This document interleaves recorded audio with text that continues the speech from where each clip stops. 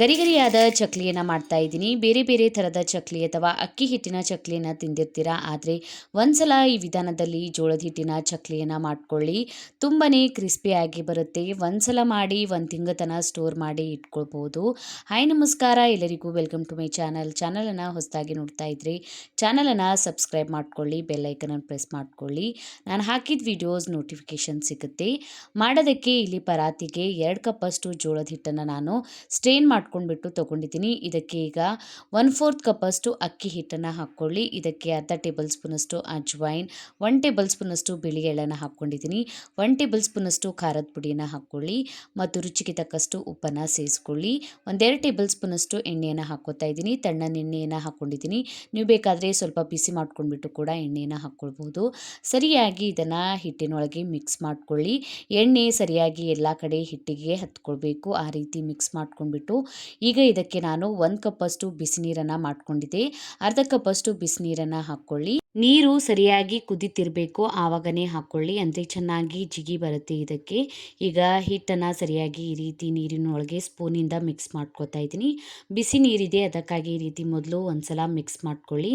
ಆಮೇಲೆ ಇದನ್ನು ಸ್ವಲ್ಪ ಉಗುರು ಬೆಚ್ಚಗಾಗಿದ ಮೇಲೆ ಕೈಯಿಂದ ಈ ರೀತಿ ಮಿಕ್ಸ್ ಮಾಡ್ಕೊಳ್ಳಿ. ಮಿಕ್ಸ್ ಮಾಡ್ಕೊಂಡ್ಬಿಟ್ಟು ಇದ್ರ ಮೇಲ್ಗಡೆ ನಾನು ಸ್ವಲ್ಪ ಉಗುರು ಬೆಚ್ಚಗಿರುವಂತಹ ನೀರನ್ನು ಹಾಕ್ಕೊಂಡ್ಬಿಟ್ಟು ಈಗ ಇದನ್ನು ಗಟ್ಟಿಯಾಗಿ ನಾದ್ಕೋತಾ ಇದ್ದೀನಿ.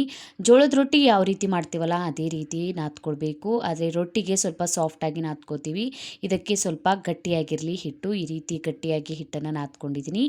ಈಗ ಚಕ್ಲಿ ಮಾಡುವಂತಹ ಮಷಿನ್ಗೆ ಹಿಟ್ಟನ್ನು ಹಾಕ್ಕೊಳ್ಬೇಕು.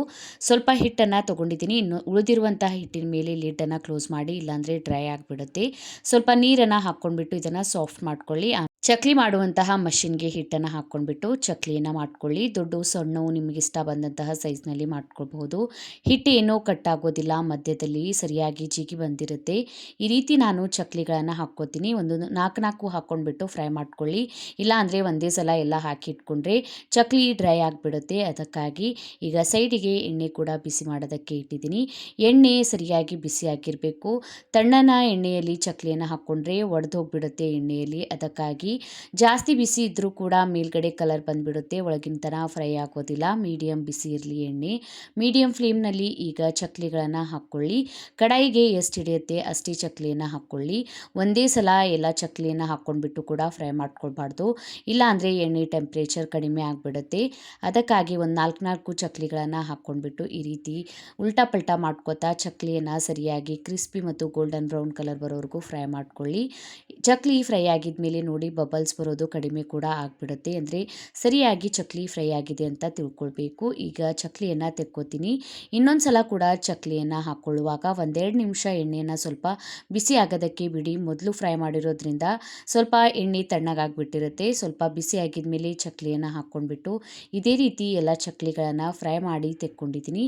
ತುಂಬಾ ಗರಿಗರಿಯಾಗಿ ಬರುತ್ತೆ ಈ ಚಕ್ಲಿ. ಅಕ್ಕಿ ಚಕ್ಲಿಗಿಂತ ತುಂಬಾ ಟೇಸ್ಟಿ ಮತ್ತು ಸುಲಭವಾಗಿದೆ ಈ ಚಕ್ಲಿಯನ್ನು ಮಾಡೋದು. ಮನೆಯಲ್ಲಿ ಜೋಳದ ಹಿಟ್ಟಿದ್ರೆ ಈಗನೇ ಟ್ರೈ ಮಾಡಿ ನೋಡಿ. ತುಂಬಾ ಟೇಸ್ಟಿ ಮತ್ತು ಸುಲಭವಾದಂತಹ ಚಕ್ಲಿಯನ್ನು ಒಂದ್ಸಲ ಮಾಡಿ 1 ತಿಂಗಳ ತನಕ ಸ್ಟೋರ್ ಮಾಡಿ ಇಟ್ಕೊಳ್ಬೋದು.